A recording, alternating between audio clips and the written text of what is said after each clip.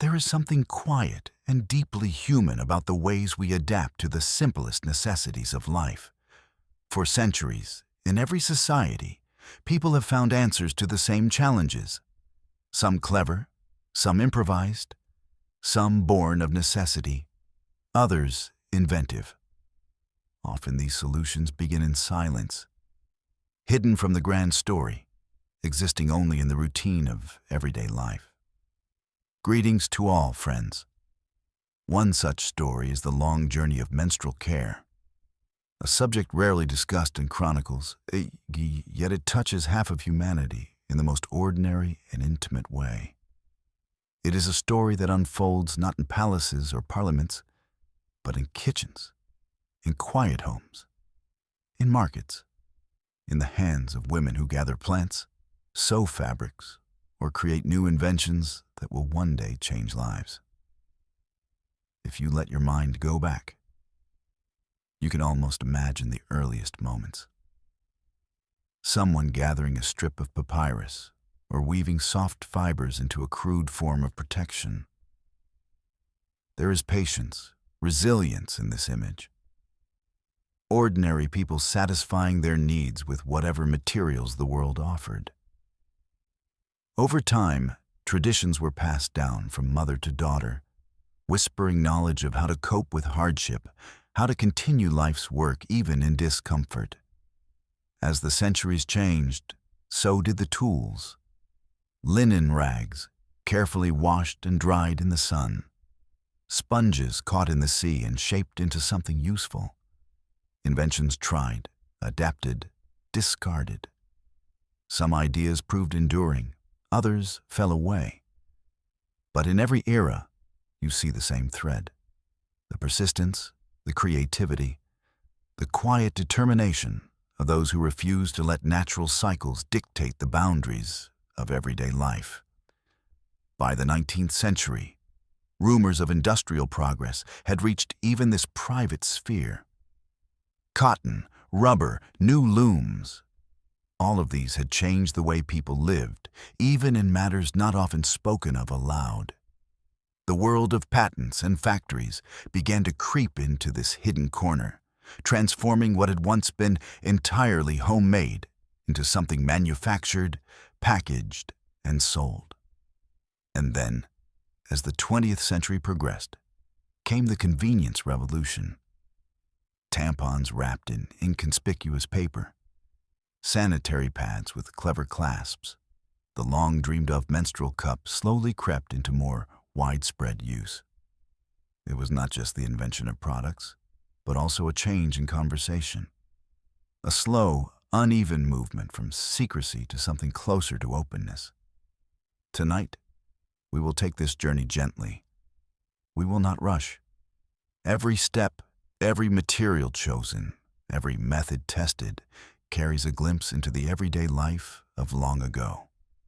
From plant fibers to folded fabric, from sponges to silicone. These small details reveal as much about human history as any monument or map. They show us how deeply ingenuity lies not in the extraordinary, but in the everyday. So make yourself comfortable. Let the rhythm of history unfold like a quiet wave. There will be no rush, no urgency, just the slow turning of time and the steady creativity of countless lives over generations. And before we begin, a gentle reminder. If this quiet journey has intrigued you, don't forget to subscribe to the channel, leave a like, and share your thoughts in the comments below. This helps this space remain a place of quiet discovery, where forgotten stories find a voice again. Tonight, we begin our quiet journey not with an invention, but with a rhythm as old as time. It is a gentle rhythm, not dramatic, but persistent, like the tides or the slow turning of the earth. And as we rest here, surrounded by calm, we drift backwards to a time long before sterile packaging and cotton applicators. We find ourselves in the soft dusk of prehistory. Archaeologists, brushing away layers of soil and time, have found little direct evidence of menstrual products in the Paleolithic era. These were times when tools were made of stone, and knowledge was passed through gesture, rhythm, and repetition. But among the traces of ochre-stained caves and hand-etched artifacts, there is silence on menstruation, a silence that whispers more than it says. Historians believe that early humans used natural absorbents, fibrous moss, dried grass, softened bark, or animal skin might have been pressed together, wrapped gently, and nestled against the body. There was no factory, no plastic, only the soft weaving of need and nature. Perhaps these early bandages were tied in place with strips of cloth or leather thongs. There were no instructions, but the body knows. In ancient Egypt, recorded around 1500 BCE, we find the first written whispers of menstrual management. Papyrus scrolls describe how women used softened papyrus to absorb menstrual blood. These scrolls do not speak in alarmed tones. They list this among household routines, alongside recipes and charms. It was practical, not dramatic. In ancient Greece, Hippocrates mentions that women fashioned tampons out of lint, wrapped around lightweight wood. There is no flourish, no sense of novelty, just description as calm and ordinary as mentioning sandals or olive oil. Even in ancient Rome, women are believed to have used wool as a menstrual absorbent. Fine and soft, it would have been bound in cloth, perhaps rinsed and reused. Quietly, and without advertisement, these early peoples adapted. The hush around menstruation was cultural as well as practical. In some societies, menstruating women were secluded not because they were shamed, but because of spiritual or ritual customs. In others, it was a quieter form of hygiene, away from the daily grind of domestic life. The human body had not changed, but the ways people lived with it did. Tonight we see them clearly. Women in linen robes, seated beneath date palms, tending themselves with careful hands. There is no fanfare, just quiet, ancestral care. And now, we drift onward. As we float gently forward in time, the ancient echoes give way to the steady, cloth-bound centuries of the medieval and early modern world. In Europe, from the Middle Ages through the 19th century, menstruation was managed not with commercial products, but with fabric. Long before disposables, there was cloth, woven, washed, and worn again. Women would often use rags, hence the old phrase, on the rag, folded into layers and held in place with belts, ties, or homemade pouches. The cloth was soft, made from worn linen or cotton, cut to size and shape. There were no measurements, just memory. These cloth pads were washed after use, soaked in water and perhaps lye soap, then dried on stones or by the hearth. It was routine, like washing aprons or darning socks. Sometimes, a woman would have a small linen bag, tied at the waist, in which these rags were kept. The rags were stored away discreetly, bundled with lavender or herbs. In Japan, women used soft paper called kamifusen layered and changed frequently. In China, it was often moss or cloth.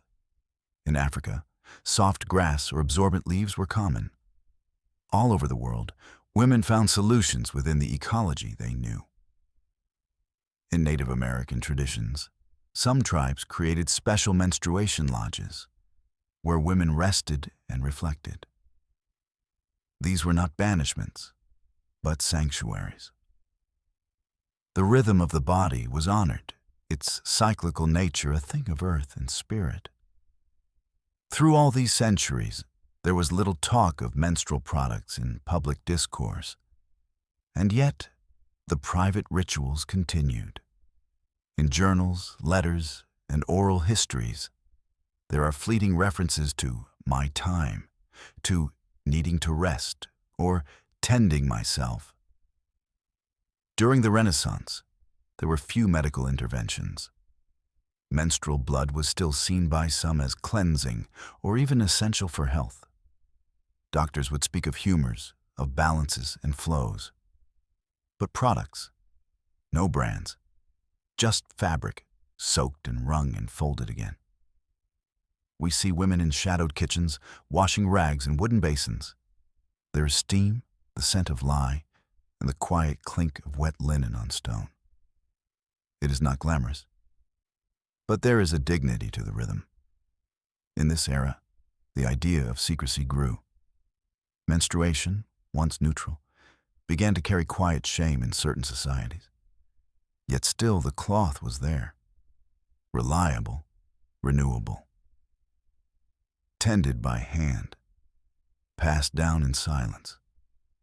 And as the cloth age unfurled, industrial winds began to stir. We now drift softly into the late 19th century. The world is beginning to change. There is smoke in the air, gears turning, factories rise, cloth is no longer just made by hand. Cotton is spun in bulk, and machines hum day and night. It is in this era, around the 1850s to 1890s, that menstrual care begins to edge its way into invention and commercialization. Early patents appear in quiet corners of the record books. In 1854, an American inventor filed a patent for a catamenial sack, a belt and pad system. It was made of cloth, meant to be worn and changed. It didn't catch on widely, but it marked a beginning. In the 1880s, Lister's towels emerged in Britain, named after the antiseptic surgeon Joseph Lister. These were among the first disposable pads, cotton gauze sewn together, intended for single use. But they were expensive, and not many women felt comfortable purchasing them in public. More common were homemade solutions. Women continued to sew their own cloth pads, often now attaching them with buttons or pins to belts that circled the waist. It was a time of transition. The old ways still held, but new ideas stirred. Advertisements in women's magazines tentatively appeared. They were modest, often using euphemisms like ladies' monthly needs or hygienic napkins. The tone was always gentle, discreet. Stores sometimes kept these products under the counter. Meanwhile, in America, a few companies began producing absorbent wools and cotton for surgical dressings, which women adapted for menstrual use. The crossover from medical to menstrual was slow but steady. The body, after all, needed care. Cloth pads became commercially available but were rarely discussed openly. They were rinsed in cold water first to prevent staining, then washed by hand. Some women stitched initials into their pads to keep them organized in shared households. There was still no plumbing in many homes. Water was drawn by hand. Washing pads took time, often done at night or in private. The process was not loud. It was folded into daily rhythm, like bread baking or sweeping. As cotton became more accessible, softness improved. Women began lining their undergarments with absorbent layers. The materials were humble: flannel, muslin, cotton batting. Still no plastic, still no mass production. But the gears were turning.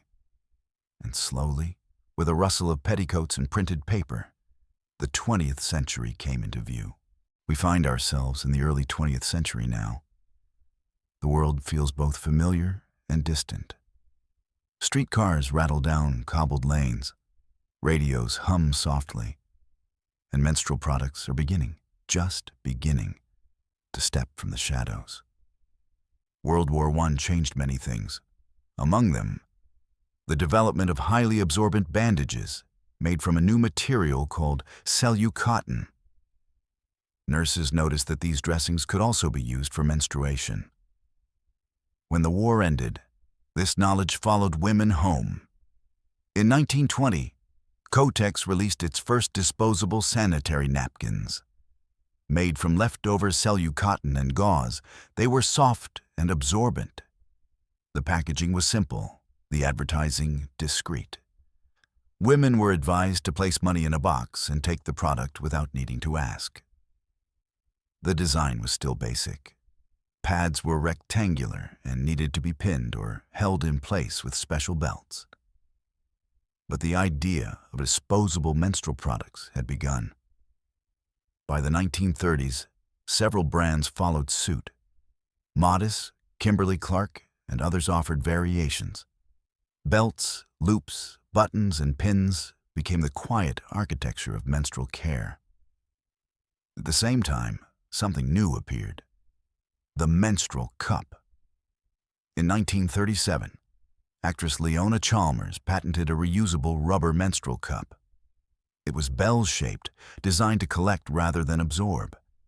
The idea was ahead of its time, and uptake was limited. Rubber was stiff, and cleaning it required effort. But the concept had arrived, like a quiet note struck ahead of a symphony. Throughout the 1940s and 1950s, disposable pads improved in absorbency and design. Slowly, belts gave way to adhesive strips. In the 1960s, adhesive pads that stuck to underwear became widely available, freeing women from belts altogether. The language remained subdued. Packages spoke of protection, of feminine needs, never of blood. Still, the product aisle grew longer, and all the while, the washing of rags faded. The boiling pots were stored away, and the linen bags, scented with lavender, were replaced by cardboard boxes and plastic wrappers. In the background, conversations began to shift. The 1960s brought more openness, but still, most schools taught little. The whisper continued, but the rhythm of change moved forward. We rest here, on the threshold of the modern age. The path behind us is long, gentle and full of quiet resourcefulness. And ahead, more change, still wrapped in softness. Now, we cross gently into the 1930s and 40s. Modern life is humming softly, with the rhythm of typewriters, trolley bells, and post-war radios. Amid these subtle transformations, the tampon begins to quietly emerge. In 1931, Dr. Earl Haas patented a design that would become familiar to millions. A tube within a tube tampon made of compressed cotton and inserted using a cardboard applicator. He called it Tampax. The design was thoughtful and discreet, inspired by a friend who used a sponge tucked into the body. He believed there could be a more convenient, clean solution. By 1936, Tampax was available to the public. Its ads spoke to modern women, those seeking comfort and freedom of movement. But the tone remained gentle. There were no bold headlines, only quiet promises of relief and ease. Nurses and athletes were among the first to adopt the tampon. Its discreet size and internal wear offered a kind of invisible comfort. Yet for many, the product remained unfamiliar, even taboo. Cultural hesitation lingered, particularly around the idea of internal use. In the decades that followed, tampons became more refined. Applicators were made smoother. Packaging became quieter, softer. Some tampons were sold without applicators, meant to be inserted with the fingers. Others introduced rounded tips and softer fibers. But even into the 1950s and 60s, tampons were rarely discussed openly. Many school health classes skipped the topic. Mothers might mention them quietly, if at all. The products were sold behind counters or kept on higher shelves. Instructions inside the box became the quiet educators. Diagrams were simple. Language was subdued. The message was one of cleanliness and control. The body was not to be celebrated or hidden, just managed, carefully, respectfully. And yet, adoption grew. By the 1970s, tampons were a common, though still discreet, part of life. Women wore jeans and swimsuits more freely, and the tampon moved with them, silently. The body hadn't changed, but options were expanding. We see a woman, alone in her bathroom. The light is soft. She opens a box, reads the folded insert, and stands quietly by the mirror. It is not a moment of drama. It is care, unfolding in silence. And now, with the product shelves growing, we drift into the age of diversity. The 1980s and 90s brought many things: cassette tapes, cordless phones, and a growing awareness of individuality. Menstrual care, too, continued to evolve. Pads became thinner, more absorbent, with wings that wrapped around the underwear to hold them in place. Plastic backings reduced leaks. Scented versions appeared. Some came folded in tiny wrappers for discretion. Others were labeled as ultra or night. The choices multiplied quietly. Tampons also diversified. There were slender options, super absorbent types, compact applicators, and smooth plastic designs. Bright packaging began to appear, but the language remained indirect. There was still a veil, even in innovation. At the same time, awareness of toxic shock syndrome, a rare but serious condition, entered the conversation. Warnings were added to tampon boxes, reminding users to change frequently and to use the lowest absorbency needed. It was a shift. The tone of trust grew more cautious. New brands emerged, and so did marketing that hinted at activity and confidence. Commercials showed women riding horses, dancing, or walking along beaches. Yet even these were carefully curated images, designed not to provoke, but to reassure. Some women began to question the rise of chemicals, fragrances, and plastics. Quietly, in co-ops and natural markets, cotton pads and tampons appeared. Reusable options were whispered about once more. In bathrooms across the world, cabinets held a range of choices. Some used pads during the night, tampons during the day. Others kept both on hand. A few returned to cloth. There was no single path, no right way. The rhythm was personal. And still, innovation continued, softly, steadily. With each new material and folded wrapper, the cycle turned again. Now we find ourselves at the quiet turn of the millennium. The internet hums. Laptops close with a gentle click. And in quiet corners of forums, new old conversations begin again. Reusable menstrual products, long out of sight, return with calm persistence. Cloth pads re-emerge, sewn from organic cotton, fleece, or bamboo. Patterns are cheerful, but use is practical. They are washed, dried, folded. Reusables are not a trend. They are a return. The menstrual cup, too, makes a quiet comeback. New versions are made from medical-grade silicone. Brands like Diva Cup, Moon Cup, and Lunette appear, each promising comfort, economy, and ecological responsibility. Cups are bell-shaped, soft, and meant to be worn internally. They collect rather than absorb. They can be boiled clean between cycles. Some last up to a decade. The language around them is gentle, full of empowerment and care. There is no rush. Many who switch do so slowly. They read reviews, hold the cup in hand, try on quiet days at home. There is no performance, only listening to the body, to the cycle, to comfort. Online communities grow. People share charts, tips, gentle encouragement. There is support but no urgency. Around the same time, period underwear appears. Absorbent layers are sewn into soft, seamless garments. They feel like regular underwear but hold fluid quietly. Some wear them alone. Others use them as backup. They are washed and worn again. There are no loud claims, only softness. Reusable pads, cups, discs, sponges. Each has a place, a rhythm. No longer fringe, they sit quietly on shelves, online and in stores. Their presence grows, not with noise, but with ease. And in the stillness of a clean bathroom, someone stands barefoot on the tile, folding a fresh cloth pad. It is early morning. The house is quiet. The routine is gentle. There is no rush. This is where technology meets tradition. As we rest here, somewhere between yesterday and today, we notice how the conversation has shifted.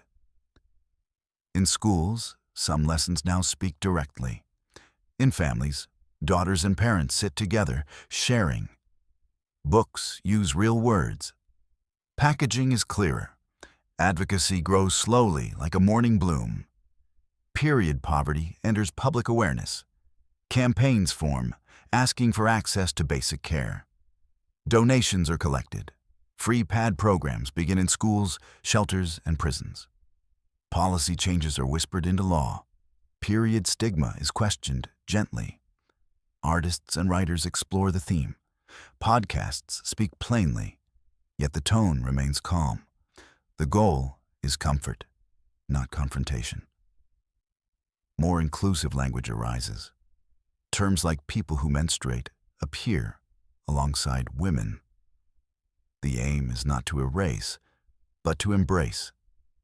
To acknowledge that menstruation is not one thing, not one story. Companies begin offering subscription boxes, organic products, or customizable assortments. The tone is soft, the design clean. Others release biodegradable options. Plastic is reconsidered. Pads are compostable. Tampons are unbleached. Cups come in different sizes. The body remains constant.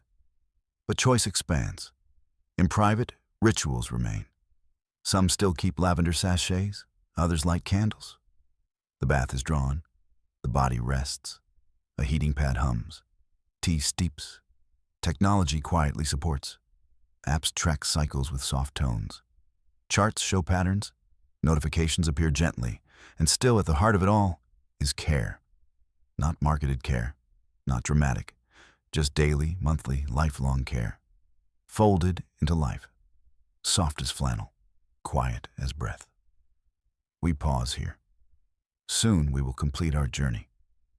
But for now, let the silence settle. Let the story breathe. As the new century unfurls, we step beyond product shelves and into a broader, quieter awareness. Menstruation is not one story, but many. It moves through every continent, every language, every kind of life. And the rhythms are beautifully diverse. In parts of rural India, women still use cloth, often drying it in secret behind closed doors. Local organizations offer gentle education and reusable pad kits stitched with care. In Kenya, programs teach young girls how to sew their own pads, handing back comfort, one thread at a time. In Scandinavian cities, menstrual cups are subsidized by public health agencies. In Japan, period underwear is sold alongside silk handkerchiefs. In parts of Latin America, awareness campaigns are painted in soft murals. In Canada, some schools stock free tampons in every bathroom. There are also places where silence still hangs heavy, where girls miss school for days, where access is scarce, where stigma still lingers like fog. The story of menstrual care is woven through economies, education, culture, and climate. What works in one place may not work in another, but the thread is common: a desire for comfort, cleanliness, and dignity. We see a grandmother in Nepal boiling cloth in a tin basin, a teenager in New York tucking a pad into her backpack, a teacher in Ghana explaining cycles with chalk and patience. There is no single image, just care, unfolding in local ways. The landscape of menstruation is as wide and varied as the world. Yet there is peace in the commonality that every month, quietly, gently, life renews itself. As we near the final chapters of our quiet journey, we pause to notice language. Words carry weight, and in the realm of menstruation, they have long been wrapped in euphemism. That time of the month, Aunt Flo, the curse. These phrases whisper where truth might speak. But slowly, the language shifts. Schools teach the word menstruation. Books speak of periods plainly. Campaigns use terms like cycle, bleeding, flow, without shame. This change does not come with shouts, but with steady, clear voices. In podcasts, in conversations, in texts between friends. Language can liberate. And in making space for calm, honest talk, the experience of menstruation is softened, not minimized, but honored. We also see new vocabulary emerge. Period equity, menstrual justice, inclusive care. These are not slogans, but quiet invitations to consider who is included, who is missing, and what can be done. In some cultures, ancient words return. Words that honored menstruation as power, as rhythm, as renewal.